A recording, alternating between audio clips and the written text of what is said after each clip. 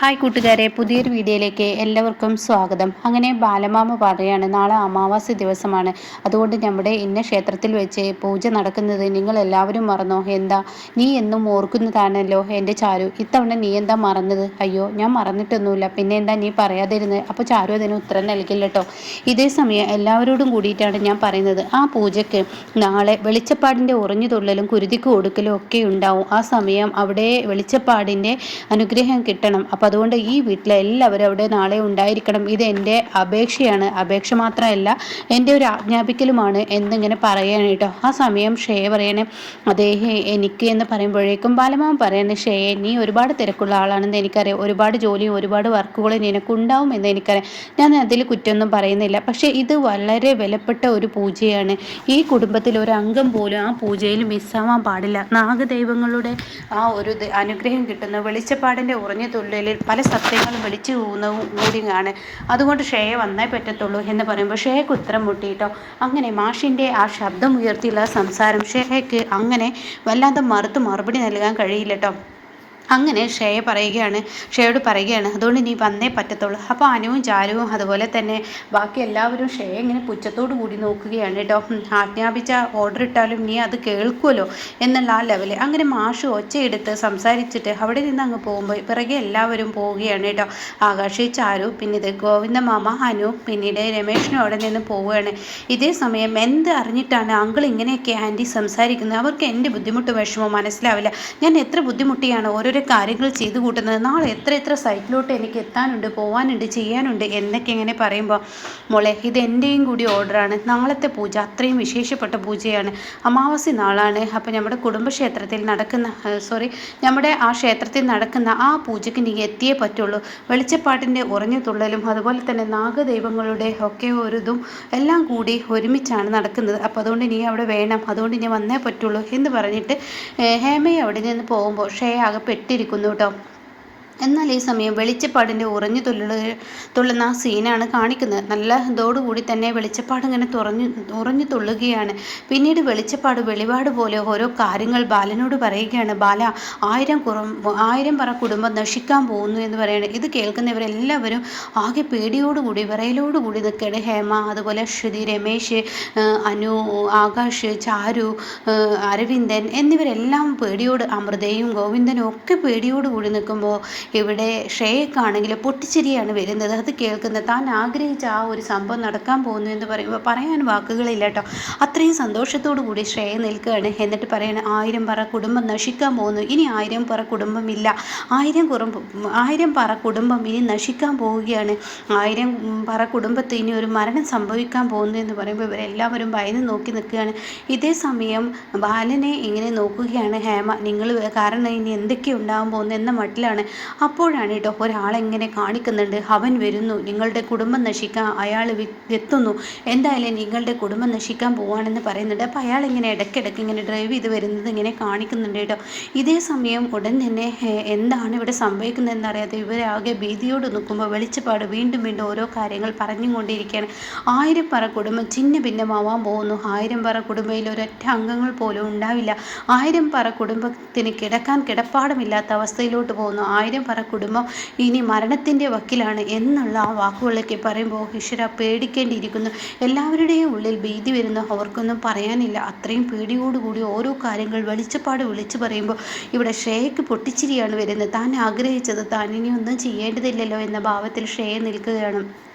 ഇതേ സമയം മറ്റുള്ളവരെല്ലാം ഭീതിയോടുകൂടി കേൾക്കുകയാണ്. അവർക്കെല്ലാവർക്കും ഇതിനെന്താ പ്രതിവിധി എന്നറിയാൻ വേണ്ടി അവരെല്ലാവരും ഈ വെളിച്ചപ്പാടിൽ നിന്ന് എന്തെങ്കിലും ഒന്ന് കേൾക്കണമല്ലോ, അതിനുവേണ്ടി കാത്തിരിക്കുമ്പോഴാണ് ഈ പറയുന്ന ആളെ കാണിക്കുന്നുണ്ട് കേട്ടോ. അയാളും അയാളുടെ അമ്മയാണ് കാണിക്കുന്നത്. പിന്നീട് കിരൺ എന്ന് പറയുന്ന ഒരാളെ കാണിക്കുന്നുണ്ട്. പിന്നീട് അയാളുടെ ഭാര്യയെ കാണിക്കുന്നുണ്ട്. അതിനുശേഷം ഒരു മകളെയും കാണിക്കുന്നുണ്ട് കേട്ടോ. അങ്ങനെ അവരെല്ലാവരും ഇങ്ങനെ കാണിക്കുകയാണ്. അപ്പോൾ 10, 30, 50 വർഷങ്ങൾക്ക് ശേഷമുള്ള തിരിച്ചു വരവാണ്. ഇതൊരിക്കലും മറക്കാൻ പറ്റാത്ത വരവാണ്. ഈ രാജ്യമൊക്കെ മുത്തശ്ശിക്ക് ഓർമ്മയുണ്ടോ എന്ന് കിരൺ ചോദിക്കുകയാണ്. അയ്യോ, എൻ്റെ ഓർമ്മയിലൊക്കെ ഉണ്ട്, പക്ഷേ ഇതൊക്കെ ഒരുപാട് വ്യത്യാസങ്ങൾ വന്നിരിക്കുന്നു. എൻ്റെ മുത്തശ്ശി എന്ത് രസമുള്ള രാജ്യമാണ്, ഈ രാജ്യം വിട്ട് മുത്തശ്ശി എന്തിനാ ഇവിടെ നിന്നും പോയത്, എന്തൊരു ഭംഗിയാണ് ഈ രാജ്യം കാണാൻ എന്നൊക്കെ ഇങ്ങനെ കിരൺ പറയുന്നുണ്ട്. ഇതിനിടയ്ക്ക് അമ്മായി കണ്ടിട്ടുണ്ടോ ഈ രാജ്യം? ഇല്ല, ഞാൻ ആദ്യമായി കാണുന്നു ഉണ്ടായിരുന്നു എന്ന് പറയുന്നു. അപ്പോൾ കിരൺ ഇങ്ങനെ ലൊക്കേഷന് എന്തായടാ നോക്ക്, ദേ ആ ക്ഷേത്രത്തിൽ എത്താൻ ഇനി അധികം നേരമുണ്ടോ? ഒരു 10-15 മിനിറ്റ് അത്രേ പറയുന്നുള്ളൂ, അത് കഴിഞ്ഞാൽ ആ ക്ഷേത്രത്തിലോട്ട് എത്തും എന്ന് പറയണം കേട്ടോ. ഇതേ സമയം എടി എനിക്ക് നോക്കാൻ വയ്യടി, കുറച്ച് നേരത്തേക്ക് ഈ ഗൂഗിൾ മാപ്പ് നീ ഒന്ന് നോക്കടി എന്ന് പറഞ്ഞിട്ട് അവളുടെ കയ്യിൽ കൊടുക്കുമ്പോൾ അവൾ പറയണേ ഇല്ല ഞാൻ നോക്കത്തില്ല, നീ തന്നെ നോക്കിയാൽ മതി എന്ന് പറഞ്ഞ് അവർ വഴക്കിടുമ്പോൾ ഉടൻ തന്നെ അമ്മായി പറയണേ ഇവരുടെ വഴക്കിന് എന്തെങ്കിലും ഒരു തീർപ്പുണ്ടാക്കണം, ഏത് സമയത്ത് ഇവർ കീരിയും പാമ്പും പോലെയാണ്, അപ്പോൾ അതിനൊരു തീർപ്പുണ്ടാക്കണം എന്ന് പറയുമ്പോൾ ഉടൻ തന്നെ അയാൾ പറയുകയാണ് തീർപ്പുണ്ടാവും, ഇവിടെ വെച്ച് തന്നെ അതിനൊരു തീരുമാനമാക്കിയിട്ടുള്ളൂ, ബാക്കി കാര്യങ്ങൾ മുന്നോട്ട് പോകുന്നതെന്ന് പറയുന്നു കേട്ടോ. അങ്ങനെ ഈ ഒരു സംഭവം ഇങ്ങനെ കാണിച്ചും കൊണ്ടിരിക്കുന്നുണ്ട്. ഇതേ സമയം ബാലനോട് പറയണേ ബാല നിന്റെ കുടുംബം തകർന്നിരിക്കുന്നു. അപ്പോൾ ഉടൻ തന്നെ ബാലൻ വെളിച്ചപ്പാടെ ഇതിനൊരു പ്രതിവിധിയില്ലേ, ഞാൻ എന്തൊക്കെയാണ് കേൾക്കുന്നത്, ഞാൻ ആരോടും ഒരു തെറ്റും ചെയ്തിട്ടില്ല, ഞാൻ എല്ലാവർക്കും നന്മ മാത്രമേ ചെയ്തിട്ടുള്ളൂ, എന്നിട്ട് എനിക്കെന്താ ഇങ്ങനെ ഒരു വിധി, എന്താണ് ഇത് സംഭവിക്കാൻ കാരണം, വെളിച്ചപ്പാടെ എന്തെങ്കിലും പ്രതിവിധി ഉണ്ടെങ്കിൽ അതും കൂടി പറഞ്ഞു തരൂ, ആ പ്രതിവിധി നടത്താനാണ് എന്നിങ്ങനെ പറയുമ്പോൾ വെളിച്ചപ്പാട് ആ സത്യം തുറന്നു പറയുകയാണ്. വെളിച്ചപ്പാട് പറയണം ബാല നിൻ്റെ കുടുംബത്ത് നീ ഇപ്പോൾ ഒരുപാട് കാലങ്ങളായി നാഗദൈവങ്ങളെയും അതുപോലെ തന്നെ വേറൊരു കാര്യം കൂടി പറയുന്നുണ്ട് കേട്ടോ, അവരെ നീ പ്രീതിപ്പെടുത്തുന്നുണ്ടോ, അവർക്ക് നീ പൂജ ചെയ്യുന്നുണ്ടോ, ഇത് രണ്ടും ചെയ്യാതെ നീ എങ്ങനെയെന്ന് ചോദിക്കുമ്പോൾ അവിടെ ഉത്തരം മുട്ടിപ്പോവുകയാണ്. ബാലനെ ഒന്നും പറയാൻ കഴിയുന്നില്ല.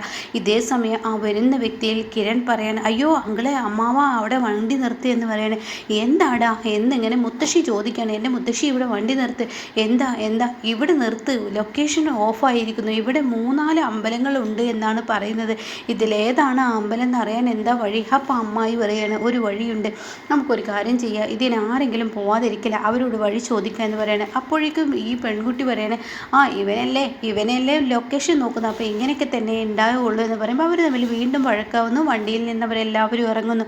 ഈശ്വര ഇനി എന്താ ചെയ്യുക, ആരെങ്കിലും ഒന്ന് കിട്ടാൻ എന്ത് ചെയ്യുക? അപ്പോഴും ഈ കിരൺ പറയണേ എന്തിനാ എൻ്റെ മുത്തശ്ശി ഈ നാട് വിട്ടു പോയത്, ഈ നാട് വിട്ടു പോകണ്ടായിരുന്നു, എന്ത് ഭംഗിയുള്ള രാജ്യമാണിത്, എന്ത് രസമാണ് ഈ സ്ഥലം കാണാൻ എന്നൊക്കെ കിരൺ പറയുമ്പോൾ അതൊക്കെ ഒരു കാരണമുണ്ട് എന്ന് പറഞ്ഞ് തൻ്റെ മകനെ ഇങ്ങനെ നോക്കുന്ന ആ ഒരു രംഗം ഇവർ രണ്ടാളും പരസ്പരം അങ്ങോട്ടും ഇങ്ങോട്ടും നോക്കുന്നുണ്ട് കേട്ടോ. ഇതേ സമയം ഒരു ഓലയുമായി ഒരാളിങ്ങനെ നടന്നു വരുന്നത് കാണുകയാണ് അമ്മായി. അപ്പം അമ്മായി പറയാണ് അതാ ആരും നടന്നു വരുന്നു, അങ്ങോട്ട് നോക്ക് എന്നിങ്ങനെ പറയുന്നുണ്ട്. ആ സമയം അവരോട് വഴി ചോദിക്കാമെന്ന് മുത്തശ്ശി പറയാണ്. അങ്ങനെ അവരോട് വഴി ചോദിക്കുകയാണ് കേട്ടോ. ഇന്ന അമ്പലം, ആ അമ്പലത്തിലോട്ട് പോകാനുള്ള വഴി ഏതാ? അപ്പോൾ അയാളൊന്നും മിണ്ടുന്നില്ല. അപ്പോൾ അയാൾ കുറച്ച് നേരം ഇങ്ങനെ നിശബ്ദമായി നിൽക്കുമ്പോൾ നിങ്ങളോട് വഴി ചോദിച്ച് നിങ്ങൾക്ക് അറിയെങ്കിൽ നിങ്ങൾ പറ, അല്ലെങ്കിൽ പറ്റില്ലെന്ന് പറ എന്ന് പറയുമ്പോൾ ഇവിടെ 3 ക്ഷേത്രമുണ്ട്, അതിൽ പൂജ നടക്കാത്ത ഒരു ക്ഷേത്രമാണോ, ഉത്സവം നടക്കാത്ത ഒരു ക്ഷേത്രമാണോ നിങ്ങൾ ഉദ്ദേശിക്കുന്നത്?